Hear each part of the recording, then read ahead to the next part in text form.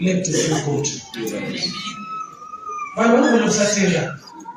Vanhu kuchira kutasira pasi. Ita zvakanzi naMwari ita. He is so faithful. Waiye anotonga nekuramba ajajese vanhu. Amen. I want to pray. But it's not that a prayer. Just meditate about this word. It's a situation in life here. Sometimes we judge one. It is our food. Yet you don't come here to what shall become so right.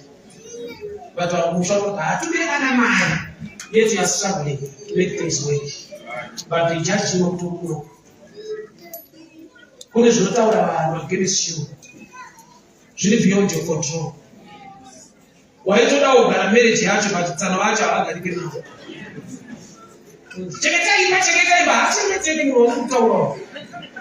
But I don't see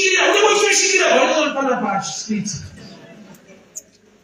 And people will judge you.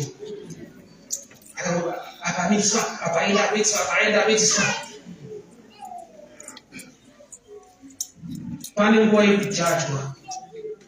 But we are not coming up. Amen. Continue to do good.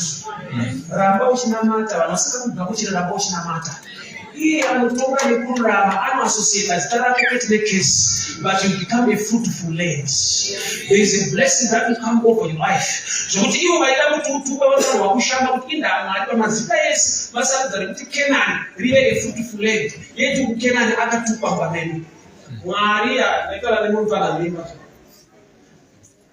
very creative for the brother was. I'm going to get us up.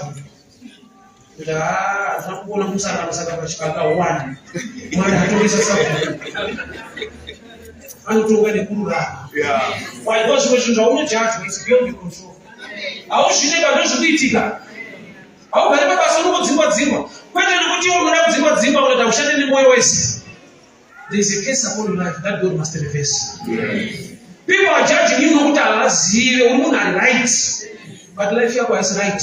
Women are wrong, but I'm not sure what's coming pain. And people are judging you. Wapenda mtende kwete unaona kushama kwa baba. Unengo rudoto unaobara, but washika wakashama. Wodi iko no washa misera usi, wakibutuki wale haya tosnobita. Ilipo na Mungu upendo fugi. Uta mwana tu kusenga ni mtu baba ni right job. But I was rich about the plan. Namu ya agata kula isi namu ya agata tutakutuwa umuna right. Alimshikana kamiti sikuwa pamba mbele kwa Mungu na ima nambu uzimudiana. Mando zawadi kutakula hapo batini Mungu unasema kutakula. Unataka kuzimenyana. Ndio itatamfama so katangaje katika chakula la kitambo. Family ka BP ne BP. Wakataka na program yenyewe ilikuwa imeelewa. There must be a turnaround in your life. Pese kwa unaona baba kashama aisitanye kusema.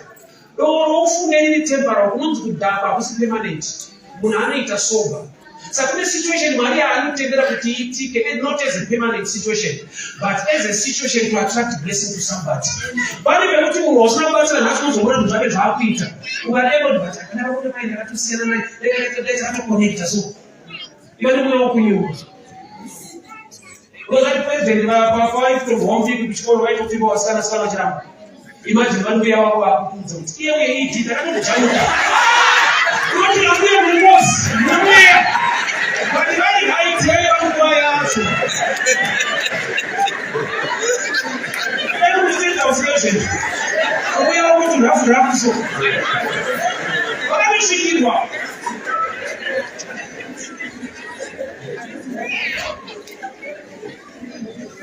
Munazvera mangwana anofunga ramangwana. God knows tomorrow, but men thinks about tomorrow. So it's good to surrender to the one who knows about tomorrow. Don't only want to still break through your life. No, but I saw situation in the Zakadakwa, but I made a sober.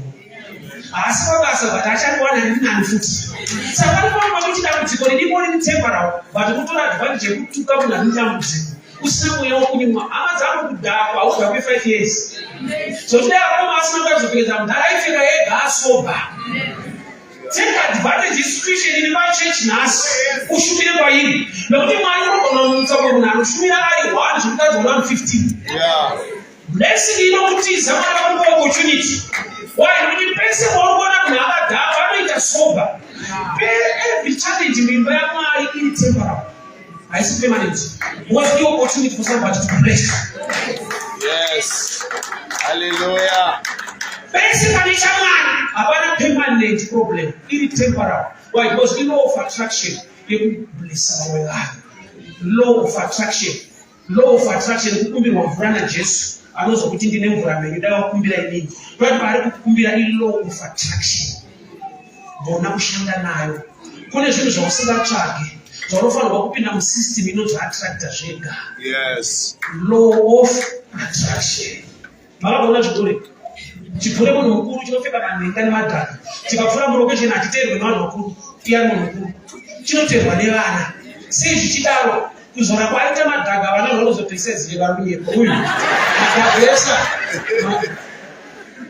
unoattracta zvinouya kwauri nezviri kwauri vanhu vapedza nekuda chingeti namari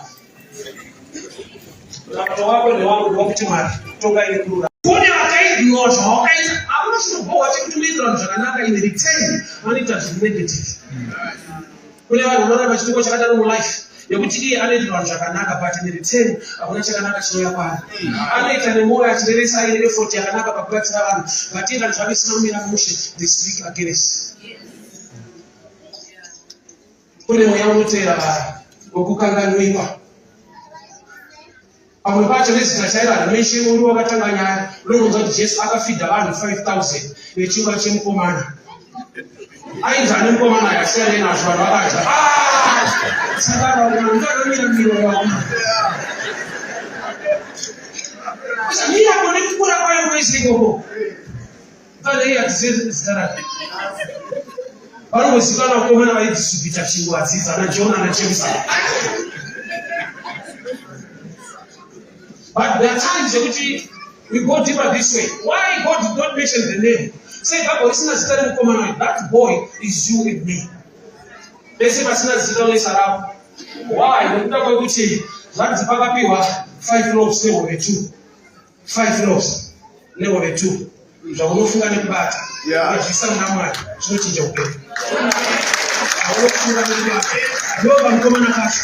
5 loaves, they were 2. Zvaunofunga nekubata ukazviisa kuna Mwari zvinochinja upenyu hwako. Amen. Zvikagumira kwauri hakuna kwazvinoenda. Zvikaenda maoko aJehovha zvinokupa pundutso.